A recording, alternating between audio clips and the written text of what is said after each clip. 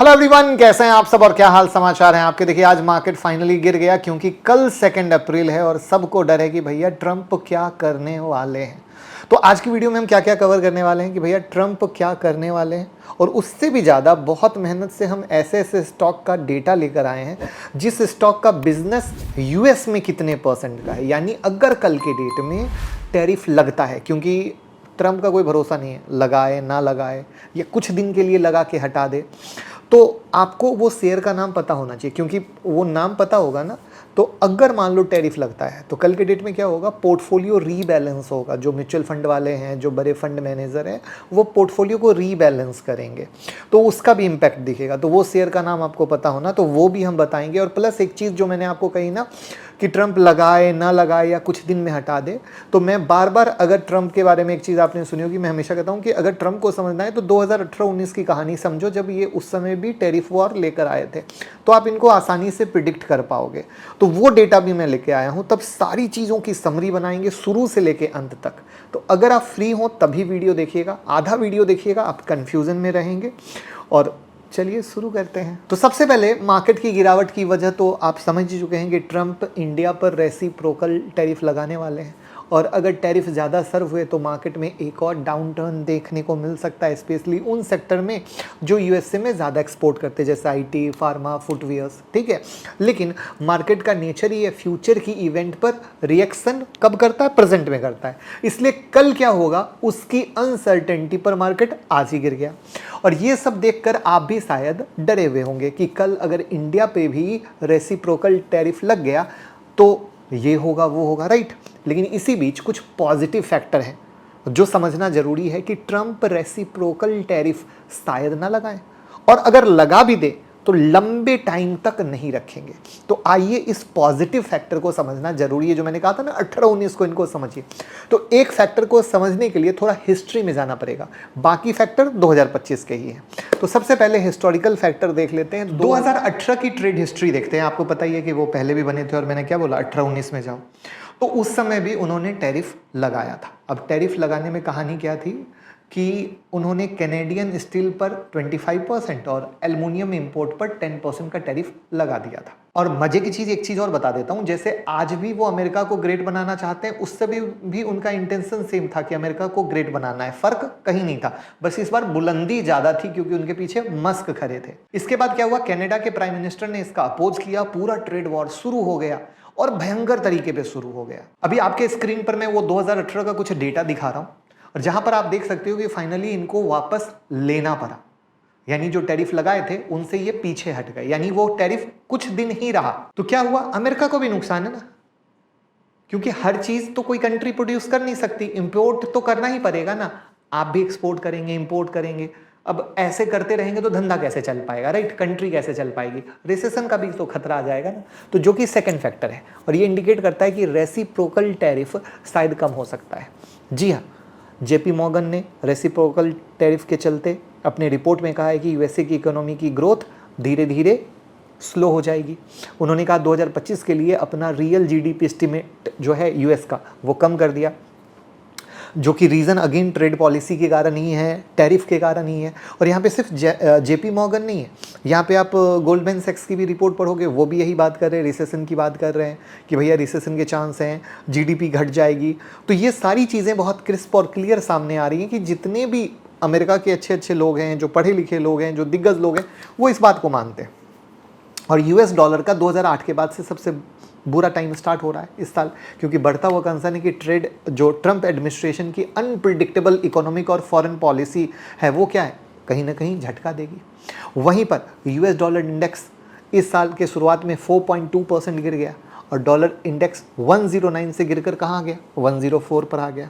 तो ये तीन फैक्टर इस बात की तरफ इशारा कर रहे हैं कि रेसिप्रोकल टैरिफ क्या है, हर जगह वर्क नहीं करेगा। और ये जितनी जिद्दई में है ना, वो जिद्दई इनकी चल नहीं पाएगी। और उस जिद्दई में एक, अगर आप गौर करो तो मैंने टेलीग्राम पे एक पोस्ट डाली थी, प्लीज़ एडिटर आप टेलीग्राम का ही पोस्ट डायरेक्ट दिखाना, जिससे कि जो लोग टेलीग्राम से नहीं जुड़े हैं वो उस पोस्ट को देख पाएँ। उस पोस्ट में देखो क्या कहा, जैसे आपको पता है कि कल मंडे था, यूएस मार्केट खुला था, यूएस मार्केट पहले गैप डाउन खुला था, उसके बाद रिकवर किया। पता है रिकवर क्यों किया, क्योंकि स्टेटमेंट आया टैरिफ पर सख्त रुख नहीं अपनाएंगे, सिर्फ जवाबी रुख अपनाएंगे। टैरिफ के संबंध में ज़्यादा सख्ती नहीं अपनाएंगे। अब आप समझो कि कहाँ ये एकदम इतना चीख चीख के चिल्ला चिल्ला के बातें करते थे, हम ऐसा करेंगे वैसा करेंगे, और कल रात में बातें बदल गई, थोड़ा सा माहौल ठंडा हो गया, राइट। तो यानी आप समझ सकते हो कि भैया ट्रंप कब किस कही बात से फिर जाए इसका कोई भरोसा नहीं है। वो आपको मैंने 2018 से भी दिखाया, कल रात के स्टेटमेंट से भी दिखाया, प्लस जितने भी बड़े दिग्गज लोग हैं वो यही कह रहे हैं कि ट्रंप की ये पॉलिसी कहीं ना कहीं अमेरिका को अच्छा बनाने की जगह लॉन्ग टर्म में खराबी करेगी। तो इसका अर्थ क्या हुआ कि अगर पॉलिसी कुछ दिन तक रहती है तो थोड़ा सा इम्पैक्ट, राइट, और अगर नहीं लगाते हैं तो भी कहानी और ही अच्छी हमारे इंडिया के फेवर में रहेगी। तो क्या होगा आप देखो, तो लगातार जहां पे एफआईआई बेच रहे थे वो पिछले कुछ समय से क्या हुआ, हमारे इंडियन मार्केट में नेट बायर भी बन गए। और नेट बायर बनने से क्या इशारा मिला कि भैया कहीं ना कहीं जो हमारा मार्केट ओवर वैल्यू हो रहा था वो कहीं ना कहीं अब अंडर वैल्यू या एट पार वैल्यू की तरफ जा रहा है, जिसमें लार्ज कैप की बात आती है, स्मॉल कैप की बात आती है, जिसको कई बार मैंने डेटा पर बताया है। अब हम बात करते हैं उस स्टॉक की जहां पर 50 कंपनी जिस पर खतरा मंडरा रहा है कि अगर अपने वादे के मुताबिक 25% इंपोर्ट चार्ज लगते हैं। तो वहाँ पे मैं बता दूं कि आप मेरे यूट्यूब मेंबरशिप से जुड़ जाइए, तो भैया वीकली वीडियो और बहुत सारे मार्केट अपडेट आते हैं जो आपको दूसरों से आगे रखेगा, सीखने समझने की नॉलेज बढ़ाएगा। आपके सामने प्रूफ है, एक से एक बेहतरीन वीडियो। तो इसमें अगर हम फार्मा कंपनी की बात करें तो फार्मा कंपनी पर रिस्क इसलिए है कि अमेरिका से जो है वो 30 to 70% तक का इनकम आता है। उसमें जो यूएस रेवेन्यू में बात करें तो सन फार्मा का 35% का है, डॉक्टर रेड्डी का 40 to 45% का है, और बिंदो फार्मा का 50% का है, नाटको फार्मा का 70% का है, और ल्यूपिन, सिप्ला, बायोकॉन भी पीछे खड़े होते हैं। केमिकल कंपनी में हम बात करें तो 20 to 30% अमेरिका पर निर्भर है। केमिकल और एग्रोकेमिकल कंपनी जिसमें यूपीएल, एसआरएफ, आरती, नवीन फ्लोरीन, दीपक नाइट्राइट, विनती ऑर्गेनिक्स जैसे नाम हैं। जब हम टेक्सटाइल और गारमेंट कंपनी पे आते हैं तो कुछ कंपनी 60 to 70% एक्सपोर्ट करती है यूएस में। अब आप कहोगे कौन, तो वेल्सपन इंडिया 60% का है, इंडोकाउंट का 70% का है। उसके बाद कुछ नाम आते हैं वो ट्राइडेंट और अरविंद और हिम्मत सिंह का जैसे नाम है। अगर ऑटो पार्ट्स में आए तो अमेरिकी मार्केट का बड़ा हिस्सा का रेवेन्यू पता है, सोना बीएलडब्ल्यू का 40 to 45% का है, भारत फोर्ज का 25% का है, और उसके बाद कुछ नाम आते हैं जिसमें मदरसन, मिंडा, बालकृष्णा और इंड्योरेंस जैसे नाम हैं। अगर हम एग्रीकल्चर और प्रोसेस्ड फूड पे जाएं तो वहाँ पे एक्सपोर्ट पर प्रेशर पड़ेगा, जहाँ पर चावल, मछली, स्नैक्स जैसी चीज़ें कहाँ से आती हैं, अमेरिका से आती हैं, जिसमें एलटी फूड्स जो दावत है 25% का रेवेन्यू है, केआरबीएल जिसका प्रोडक्ट इंडिया गेट है 20% का है। फिर पीछे से अगर नाम देखोगे तो अवंती फीड और एपेक्स फ्रोजन है जिसका 50% का है, राइट। वहाँ पर आप टाटा कंज्यूमर, ब्रिटेनिया जैसी कंपनी पे भी नज़र रख सकते हो। अगर इंजीनियरिंग और सोलर कंपनी में आए तो सोलर पैनल और अन्य प्रोडक्ट अमेरिका भेजती है, जिसमें Tata power, Adani, Borosil, Larsen turbo, भेल, थर्मेक्स, क्यूमिंस जैसे कई नाम हैं। अगर पावर गियर कंपनियों में आए तो GE-T&D 25% का, CG पावर, ABB इंडिया, भेल, KEC जैसे कई नाम शामिल हैं, राइट। अब इसमें बहुत इंपॉर्टेंट बात है, जो छोटा एक्सपोजर रखती है ना, जैसे 10%, 15%, इन कंपनी पर ज़्यादा असर नहीं होगा, मतलब बहुत मामूली। लेकिन जिनका एक्सपोजर 40 to 70% टाइप का है, वहाँ पर ज़्यादा उतार चढ़ाव होने की संभावना। यानी हमने कोई बाय सेल की टिप्स नहीं दी कि आप डर के बेच दो या गिरे तो खरीद लो, हमने सिर्फ आपको समझाने की ये कोशिश की कि कहाँ कैसे आ रहा है। तो यानी आपको पता है 2 तारीख और 3 तारीख दोनों दिन सतर्क रहने की ज़रूरत है। यहाँ पर भारत सरकार हो सकता है कि कोई टेम्पररी ट्रेड डील निकाले, शायद उससे राहत मिल जाए, राइट। वरना क्या होगा पता है, सेक्टोरियल रोटेशन होगा। यानी जिन जिन कंपनियों का अमेरिका में मेजर धंधा होगा, वहाँ पर जिन बड़े प्लेयर का इन्वेस्टमेंट होगा, वो कहीं ना कहीं वहाँ से पैसा निकाल कर कहीं और लगाएंगे, फिर कहेंगे हालात सुधरेंगे तो हम करेंगे। तो फाइनल कंक्लूजन क्या है कि भैया टैरिफ से डरने की ज़रूरत नहीं है। शॉर्ट टर्म में पेनी का माहौल देखने को मिल सकता है जैसे आज मिला।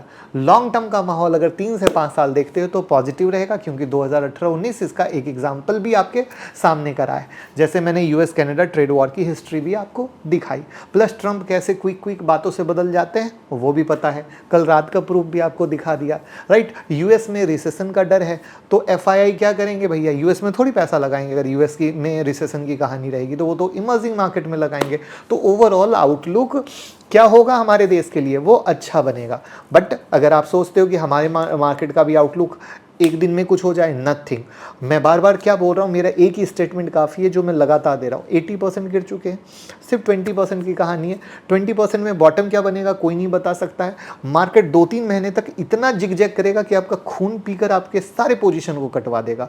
लोग कहेंगे मुझे मार्केट में पैसा नहीं लगाना है, और वहीं पर धीरे धीरे स्मार्ट मनी आपके सारे माल को चूसता जाएगा, अपनी पोजीशन बनाता जाएगा, और फिर मार्केट उसके बाद धीरे धीरे परफॉर्म करना शुरू करेगा, जिसमें सरकार के पॉलिसी की बहुत ज़्यादा नीड आएगी। क्वार्टरली रिजल्ट किस तरीके से परफॉर्म करते हैं उसकी बहुत नीड आएगी, और ये सब चीज़ें जब मिलेंगी तो एक लॉन्ग टर्म विजन तैयार होगा। तो उम्मीद करता हूँ आपका डर खत्म हो गया होगा, आपके चेहरे पर स्माइल आई होगी। तो वीडियो को शेयर करके डीमेट अकाउंट ओपन कर लीजिए, लिंक डिस्क्रिप्शन में, और प्यार मोहब्बत देते रहिए।